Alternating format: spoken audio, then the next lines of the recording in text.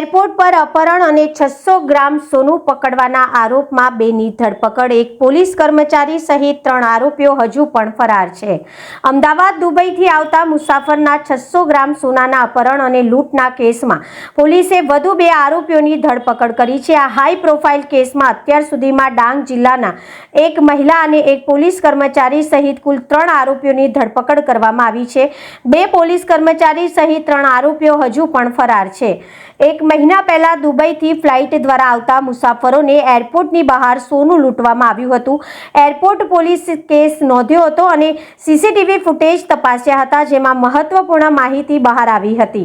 डांगमां तैनात पोलीस कर्मचारी कृपाराव दैवैयाने 600 ग्राम सोना विषे माहिती मળી હતી। તેમને આ માહિતી કે કંપનીમાં તૈનાત પોલીસ કર્મચારી મહિપાલસિંહ રાઠોડ અને મુકેશ કુંવરને આપી હતી। માહિતી મળ્યા પછી પારુલ ઉર્ફે રૂપાલી મિસ્ત્રીએ એરપોર્ટની બહાર વોચ રાખી હતી। મુસાફર બહાર નીકળતાની સાથે જ નટવર પરમાર અને મહિલા પોલીસ અધિકારીના પતિ મુખ્તાર તલાટે તેમનું અપહરણ કર્યું હતું અને તેની પાસેથી 600 ગ્રામ સોનું લૂંટી લીધું।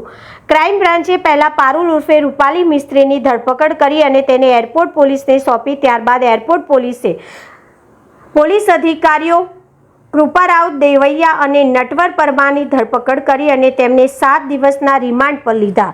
હાલમાં મહિપાલસિંહ રાઠોડ, મુકેશ કુંવર અને મુખ્તાર તલાટ હજુ પણ ફરાર છે। પોલીસે હજુ સુધી ચોરાયેલું સોનું કબજે કર્યું નથી। ગત તારીખ 27 જૂનના રોજ હરીશ અને ઓએસ નામના 2 પેસેન્જરો પોતાનું 600 ગ્રામ સોનું, જેની કિંમત 64 લાખ રૂપિયા જેવી થાય છે, એ એરપોર્ટથી લઈ અને નીકળતા એ દરમિયાન કોઈ અજાણ્યા એક મહિલા અને 4 શખ્સોએ બોલેરો ગાડીમાં બેસાડી માર મારી અપહરણ કરીને લૂંટ સોનાની કરેલ હોય, જે અંગેની ફરિયાદીએ જાણ કરતા એરપોર્ટ પોલીસે સત્વરે ગુનો નોંધી આગળની તપાસ કરતા માનનીય મહેરબાન શ્રી પોલીસ કમિશનર અનુપસિંહ ગેહલોત સાહેબ, જેસીબી સેક્ટર 2 સાહેબ જયપાલસિંહ રાઠોડ સાહેબ અને ઝોન 4 સાહેબ અતુલ બંસલ સાહેબની સૂચનાને આધારે અલગ અલગ 4 ટીમો બનાવેલ, જેમાં એક ટીમમાં પીએસઆઈ એસએન પટેલ સાહેબ, ઝોન 4 સ્ક્વોડ, એક ટીમમાં હું અને એક ટીમમાં પીજી ચાવડા સાહેબ અમારા ડિસ્ટ્રિક્ટ પીએસઆઈની ટીમો બનાવી અલગ અલગ રાજ્યોમાં આરોપીની તપાસ સર્વેલન્સના આધારે કરવામાં આવતા સૌપ્રથમ ટાંડા ઉત્તર પ્રદેશ, બાદ મધ્યપ્રદેશ, બાદ કર્ણાટક અને જુદા જુદા રાજ્યોમાં તપાસ કરી આરોપીઓને ધરપકડ કરવામાં આવી, જેમાં સીસીટીવીના આધારે પારુલ મિસ્ત્રી નામની મહિલાની પહેલા ઓળખ કરવામાં આવેલ। તેના આધારે અલગ અલગ આરોપીઓની શોધખોળ કરતા બાદ આ ગુનાના કામે કુલ હાલ 3 આરોપીઓ પકડાયેલ છે, જેમાં કૃપારાવ દેવૈયા, નટવરલાલ ભોજાભાઈ પરમાર, જે 2 આરોપી જે બોલેરો ગાડી લઈને આવેલા તેમાં તેને કર્ણાટકથી અમારી ટીમે પકડેલા હતા। બાકી આગળની તપાસમાં બીજા 3 નામો જે ખુલેલા છે, જેમાં મહિપાલસિંહ દિલીપસિંહ રાઠોડ, જે કે કંપની અમદાવાદ શહેરમાં નોકરી કરે છે, મુકેશ શામરાવ કુંવર, જે કે કંપની અમદાવાદ શહેર પોલીસમાં નોકરી કરે છે, એક મુખ્તાર અહેમદ તલાટ કરીને છે, જે પ્રાઇવેટ માણસ છે, જેને શોધખોળ માટે અલગ અલગ ટીમો હાલ કાર્યરત છે।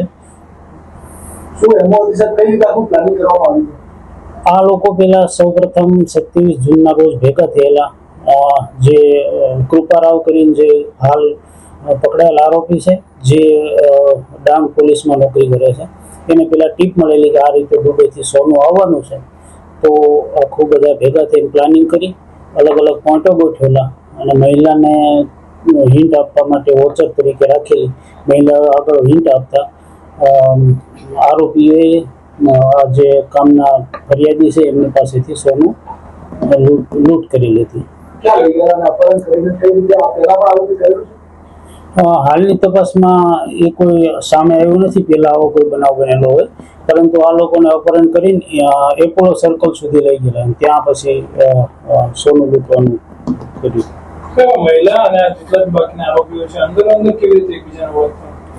જેમાં મહિલા છે એ મહિપાલસિંહ રાઠોડના કોન્ટેક્ટમાં આવેલી અને એ રીતે મહિપાલસિંહ એ લોકો લાયેલા। મુખ્તિયાર છે જે એ કૃપારાવના કોન્ટેક્ટમાં હતો, મુખ્તાર અને બાબુ ઉર્ફે નટવર પરમાર એ કૃપારાવના કોન્ટેક્ટમાં હતો. એ લોકો એને લાયેલા. કેટલા ટાઈમની સાહેબ રેકી ચાલતી હતી અસમાન?